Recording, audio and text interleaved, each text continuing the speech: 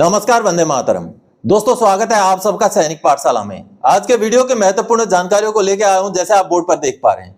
जानकारियों की ओर आगे बढ़ने से पहले दोस्तों एक जानकारी मैं आप सबसे चाहता हूं। मई के महीने में बहुत सारे पेंशनर्स का पेंशन को कटौती के साथ क्रेडिट किया गया है, उनके पेंशन में रिकवरी ठोक दिया गया है। तो ऐसा क्या आपके साथ भी हुआ है? सैनिक पाठशाला में आज मैंने एक पोल लॉन्च किया, यानी कि एक वोटिंग लॉन्च किया है। सैनिक पाठशाला चैनल में जाइए, वहां पर मैंने सवाल पूछा है, क्या मई महीने का पेंशन रिकवरी के साथ क्या आपका भी कम अमाउंट क्रेडिट हुआ है? यस या नो में आपने जवाब देना है। अगर आपका कटा है, आपका अगर पैसे कट करके कम पैसे मिले हैं तो आपने यस करना है, और अगर आपको जितना पेंशन मिलता था उतना ही मिला है तो आपने नो करना है, जैसे आप साइड में देख पा रहे हैं। तो इस तरीके से आपने वोटिंग करना है ताकि कुछ डाटा मिल सके कि कितने संख्या में पेंशनर्स का मई के महीने में रिकवरी किया गया है। यह बेहद ही संजीदा मुद्दा है दोस्तों। आगे इस मुद्दे को लेकर के हमें पॉइंट उठाना पड़ेगा। और साथ ही साथ दोस्तों, सैनिक पाठशाला का व्हाट्सएप नंबर अगर आपके पास है तो यह व्हाट्सएप नंबर शुरू में 77 से शुरू है, 77, और आखिर में उसका नंबर 71 से खत्म होता है। इसके अलावा कोई अगर नंबर आपके पास सैनिक पाठशाला का है तो वो सैनिक पाठशाला का नंबर नहीं है, मैं डिक्लेयर कर दूं आपको। आगे आपको सैनिक पाठशाला का व्हाट्सएप नंबर कैसे हासिल करना है वो भी बताऊंगा। तो आज के वीडियो में दोस्तों जो जानकारियां हैं, 2 जून 2025 को कुछ पेंशनर के खाते में एरियर क्रेडिट हुए हैं, और एरियर भी छोटे मोटे अमाउंट नहीं, 60,000 से ऊपर का एरियर, 4 लाख से ऊपर का एरियर। आगे इसके बारे में जानकारी दूंगा। और साथ ही साथ दोस्तों ओआरओपी में लेंथ ऑफ सर्विस का एक बहुत बड़ी विसंगति है, इसके बारे में भी आज के इस वीडियो में पॉइंट उठाएंगे। और साथ ही क्या स्पर्श इतना नकारा है कि हमारा जो पेंशन हमें वो प्रोवाइड करता है या जो हमारा एरियर हमें भुगतान करता है उसका कैलकुलेशन भी ना कर पाए, ये बहुत बड़ा मुद्दा है। इसको लेकर के आगे एक लेटर के साथ आपको समझाऊंगा। इस मुद्दे को भी हमें बहुत संजीदगी से उठाना पड़ेगा दोस्तों। चलिए आगे बढ़ेंगे इन्हीं विषयों को लेके। आगे बढ़ने से पहले हमेशा की तरह मेरा आप सबसे आग्रह है, अगर सैनिक पाठशाला चैनल का वीडियो आप पहली बार देख रहे हैं या अभी तक चैनल को सब्सक्राइब नहीं किया है तो चैनल के साथ जुड़े रहने के लिए, इसका हिस्सा बने रहने के लिए और आपसे जुड़ी हुई भरोसेमंद ऑथेंटिक जानकारियों को पाते रहने के लिए चैनल को सब्सक्राइब जरूर करें। बहुत सारी संख्या में पेंशनर्स जो हैं, व्यूअर्स जो हैं, चैनल को सब्सक्राइब किए बगैर ही वीडियोस को देखते हैं, जैसे आप सामने आंकड़े देख रहे हैं।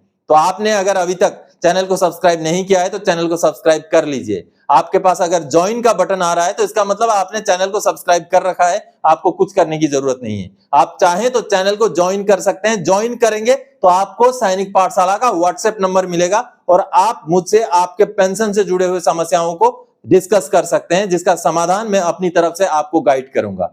चलिए आगे बढ़ेंगे आज की जानकारियों की ओर। सबसे पहले ओआरओपी में कुछ पेंशनर्स के साथ साफ साफ धोखा हुआ है। लेंथ ऑफ सर्विस में बड़ी गड़बड़ी है, कोर्ट जाने की तैयारी। जी हां दोस्तों, एक कैटेगरी के पेंशनर है जिनके साथ लेंथ ऑफ सर्विस में बहुत बड़ा धोखा हुआ है। ये नाइंसाफी है। चलिए सीधे सीधे आपको ओआरओपी के टेबल दिखा करके समझाता हूं। दोस्तों आप चाहे ओआरओपी का कोई भी टेबल देख लीजिए, किसी भी ओआरओपी का, ओआरओपी 1 का हो, 2 का हो, 3 का हो। मैंने ये ओआरओपी 3 का 7 नंबर टेबल आपके सामने खोला हुआ है। आप यहां पर देखेंगे 7 नंबर टेबल, इसका पहला पेज है। अब दूसरे पेज पे चलते हैं। आप यहां पर देखिए, ये 7 नंबर टेबल का दूसरा पेज है ओआरओपी 3 का। अब यहां पर अगर आप देखेंगे नायब सूबेदार वाला कॉलम में, ये देखिए नायब सूबेदार एंड इक्विवेलेंट। आप यहां पर एयरफोर्स के JWO रैंक को भी ले सकते हैं। जूनियर वारंट अफसर जो होते हैं वो नायब सूबेदार के इक्विवेलेंट रैंक के होते हैं। तो आप देखिए यहां पर 28 साल का लेंथ ऑफ सर्विस तक ही नायब सूबेदार का पेंशन यहां दिया गया है।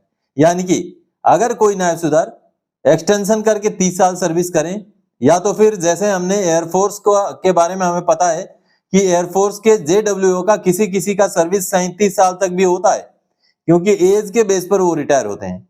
तो यहां पर कितना बड़ा घाटा उनको हो रहा है। यहां पर देखिए लेंथ ऑफ सर्विस ओआरओपी के टेबल में एक नायब सूबेदार की बात करें तो केवल 28 साल तक ही है। अब वो दस्तावेज दिखाऊंगा जिसको आपको देख के पता चलेगा कि ये अगर मुद्दा उठे तो ये मुद्दा बहुत ही जस्टिफाइड तरीके से उठेगा। चलिए मैं दिखाता हूं। ओआरओपी 1 का सर्कुलर में देखते हैं। चलिए दोस्तों, ओआरओपी 1 का जो सर्कुलर 555 है उसका अपेंडिक्स एक्स है। ये देखिए, ये रेगुलर आर्मी के लिए है। यहां पर अगर हम देखेंगे तो नायब सूबेदार का जो होता है, नायब सूबेदार का देखिए लेंथ ऑफ सर्विस 28 साल तक ही है। यहां तक ये ठीक है। अब आगे अगर हम देखेंगे, ये देखिए सूबेदार मेजर DSC का है। आगे एयरफोर्स का आप देखिए दोस्तों, ये देखिए एयरफोर्स का अगर जूनियर वारंट अफसर की बात करते हैं तो यहां पर देखिए जूनियर वारंट अफसर की ये इस बीच के रिटायरीज का 30 साल है। अब अगले पेज में आप देखिए ये देखिए जूनियर वारंट अफसर का 33 साल तक का लेंथ ऑफ सर्विस का जो है यहाँ पर फायदा दिया जाना चाहिए, जो OROP 1 का सर्कुलर में क्लियर लिखा हुआ है। यानी कि 1 जनवरी 1986 से लेकर अभी तक के जितने भी रिटायरी हैं उनका लेंथ ऑफ सर्विस कम से कम 33 साल तो लिया ही जाना चाहिए था।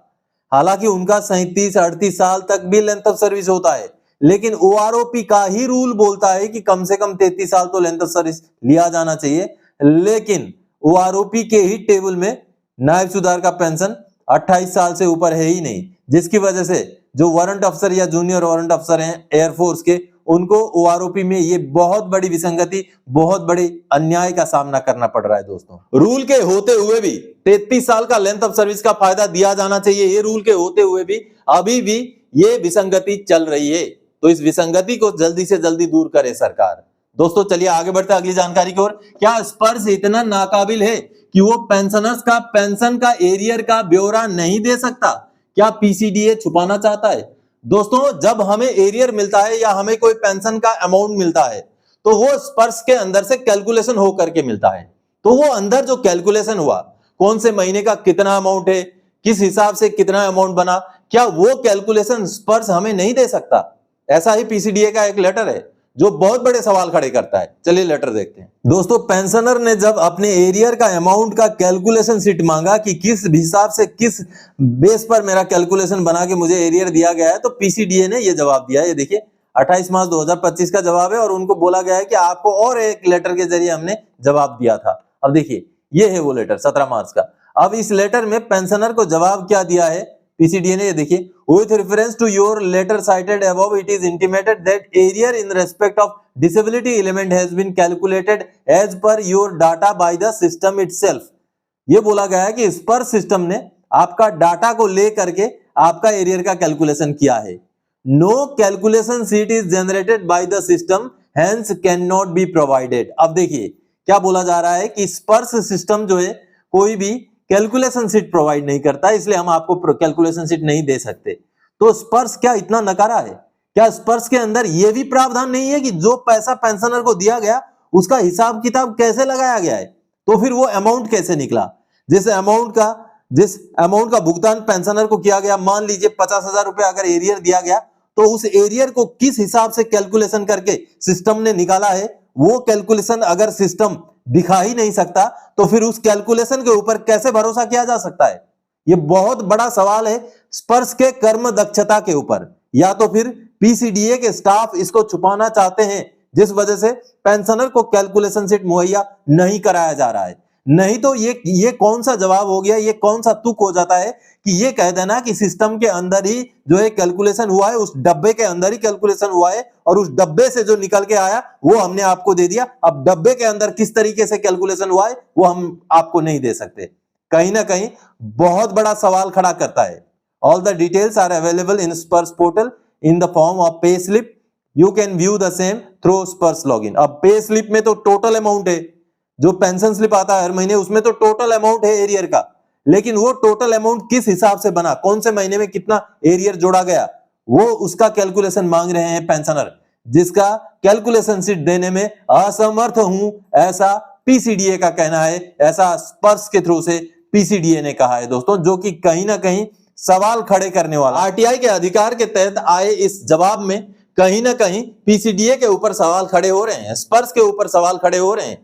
तो अगर ऐसे सवाल अगर स्पर्श नहीं चाहता, PCDA नहीं चाहता, तो पेंशनर्स जब भी अपना कैलकुलेशन शीट मांगे उनको सिस्टम के अंदर से कैलकुलेशन शीट जनरेट करके प्रोवाइड करा देना चाहिए, ताकि ऐसे सवाल PCDA के ऊपर, स्पर्श के ऊपर ना उठ सकें।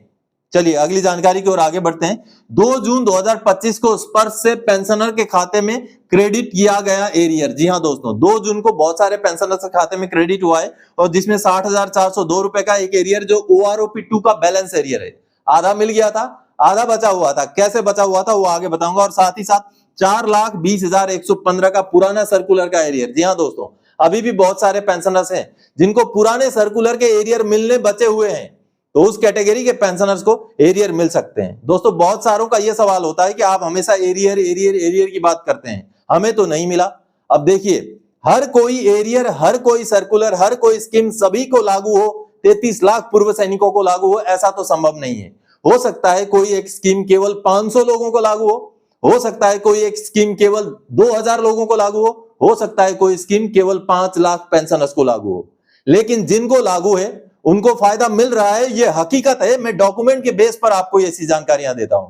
तो चलिए ये जो एरियर मिले हैं उनके संदर्भ में आपको मैं जो डॉक्यूमेंट्स मेरे पास हैं उसको दिखाता हूं। दोस्तों ये जो पीपीओ आप देख पा रहे हैं ये अभी अभी जारी किया गया पीपीओ है। जब सैनिक पाठशाला से जुड़ने के बाद पेंशनर को यह पता चलता है कि उनको आधा अधूरा ही एरियर मिला है। उनको ओआरओपी 3 का एरियर तो मिल गया लेकिन 2 का एरियर छूट गया था। उसके बाद जब पेंशनर ने बार बार कार्रवाई किया सैनिक पाठशाला के गाइडलाइन में, तब जाकर के ये पीपीओ निकाला गया दोस्तों। और ये पीपीओ अभी मई के महीने में निकाला गया है। ये देखिए 20 मई 2025 को ये पीपीओ निकाला गया और इस पीपीओ में पेंशनर का ओआरओपी 2 और ओआरओपी 3 दोनों का रिवीजन दिखाया गया। ये देखिए 24,825 रुपए उनका पेंशन 1 जुलाई 2019 से 30 जून 2024 तक फिक्स किया गया और आगे 1 जुलाई 2024 से 26,825 जो कि ओआरओपी 3 का रेट है और ये ऊपर वाला ओआरओपी 2 का रेट है। उसी हिसाब से डिसेबिलिटी एलिमेंट में भी बढ़ोतरी करके जब ये पीपीओ निकला तब जाके पेंशनर को एरियर का भुगतान हुआ है 60,402 रुपए। नमस्कार, जय हिंद। सैनिक पाठशाला को बहुत बहुत धन्यवाद। मुझे इनसे जुड़े हुए तकरीबन 10 महीने के आसपास हो गया है। तो मेरी प्रॉब्लम थी कि मुझे ओआरओपी 2 का एरियर नहीं मिला था। तो मुझे एक्चुअली पता ही नहीं चल रहा था कि मैं कितना मेरा एक्चुअली बनता है नहीं बनता है। तो सैनिक पाठशाला को मुझे पता चला कि मेरा ये बनना चाहिए और उस बीच में क्या हुआ, इतना वेट करते करते ओआरओपी 3 भी लागू हो गया। तो उन्होंने डायरेक्ट ओआरओपी 3 का पीपीओ दे दिया और मुझे जो मैंने ग्रीवेंस डाला था उसको क्लोज करके बोला कि आपका पीपीओ डाल दिया। जब पीपीओ देखा उसमें ओआरओपी का कोई जिक्र ही नहीं है, ओनली 3 का था। 3 का एरियर भी दे दिया 3 का। 20 मई को पीपीओ जारी किया मैंने और 20 मई को पीपीओ जारी करने के बाद में तब मुझे संतुष्ट है कि हाँ पे सही एक्शन हुआ है। तब मैंने सैनिक पाठशाला कि हाँ सर अभी है, बोला हाँ अभी आपको मिल जाएगा। तो मुझे आज उसका क्रेडिट हो गया है। थैंक यू ये सैनिक पाठशाला को बहुत बहुत धन्यवाद। उन्होंने मुझे दोस्तों सैनिक पाठशाला से जुड़ने के बाद जब पेंशनर को पता चलता है कि 631 सर्कुलर का उनको एरियर नहीं मिला है तो उन्होंने ग्रीवेंस डाला सैनिक पाठशाला के गाइडलाइन में। उसके बाद उनका ये लेटर निकाला गया काफी दिन पहले ही पीसीडीए द्वारा सीपीपीसी को ये लेटर निकाला गया कि उनको कब कब कितना पेंशन दिया जाना चाहिए था। ये देखिए 631 सर्कुलर का यहाँ पर जिक्र है जो कि 5 मार्च 2020 का सर्कुलर है। अब इस लेटर के बाद सीपीपीसी ने नॉन पेमेंट सर्टिफिकेट भेज दिया और स्पर्श द्वारा भुगतान कर दिया गया और इस लेटर में पूरा क्लियर अमाउंट लिखा हुआ है कौन से पीरियड में ऑनरेरी न्याय सुधार 2006 से पहले के रिटायरी को कितना कितना अमाउंट में पेंशन मिलना चाहिए था। ये सारा अमाउंट यहाँ पर जब लिख के भेज दिया उसके बाद जा करके पीसीडीए को जो है सीपीपीसी द्वारा नॉन पेमेंट सर्टिफिकेट भेजा जाता है। उसके बाद अब स्पर्श द्वारा पीसीडीए द्वारा इस तरीके से देखिए उनका भुगतान कर दिया जाता है 2 जून 2025 को। देखिए 4,20,115 रुपए का उनके खाते में पेंशनर के खाते में 631 सर्कुलर और साथ ही साथ बाकी भी सर्कुलर इसमें इंक्लूडेड हैं। सभी सर्कुलर का मिक्स करके ये एरियर 4,20,115 रुपए पेंशनर के खाते में 2 जून 2025 को क्रेडिट हो गए। गुड मॉर्निंग सर, वो जो 631 का सर्कुलर जो एरियर का जो पेंडिंग था आज 1.5 साल आपका जानकारी पाने के बाद सर वो जो सर रविवार को हमने दोपहर को एक ग्रीवेंस डाला था और सर कल रात को पैसा आ गया 4,20,115 रुपया का वो एरियर आ गया। तो मैं सैनिक पाठशाला से धन्यवाद देना चाहता हूँ। और एक एरियर मिला पेंशनर को जो ओआरओपी 2 का छूटा हुआ था और दूसरा मिला 631 सर्कुलर का। दोस्तों आप भी अगर 2006 से पहले के रिटायरी ऑनरेरी नायब सुधार हैं या उनके फैमिली पेंशनर हैं, ये फैमिली पेंशनर को भी लागू है। आप बोलते रहते हैं फैमिली पेंशनर के मुद्दे नहीं उठाते, लेकिन आप पूरा वीडियो को देखते नहीं इसलिए ये सवाल करते हैं।